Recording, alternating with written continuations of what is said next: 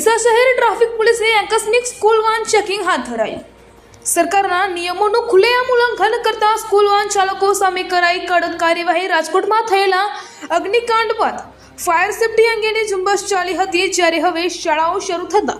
રાજ્ય સરકાર દ્વારા સ્કૂલ વાન ચેકિંગ કરવાનો આદેશ કરાતા આજ રોજ ડીસા શહેર ટ્રાફિક પોલીસે સાઈબાબા સર્કલ સહિત જલારામ સર્કલ પાસે ઝુંબેશ હાથ ધરી છે, જેમાં પ્રથમ દિને 4 વાહનો જપ્ત કરાયા હતા, જ્યારે 4 વાહનોને મેમો આપવામાં આવ્યા હતા। રાજકોટમાં ગેમ ઝોનમાં અગ્નિકાંડ થયા બાદ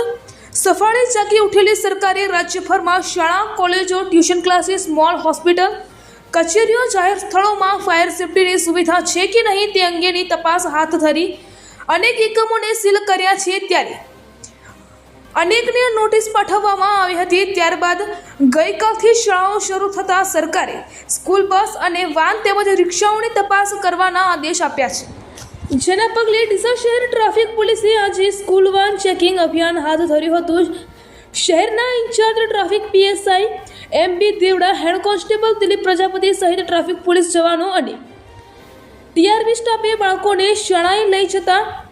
વાહનોની પરમિટ, ફિટનેસ, પીયુસી,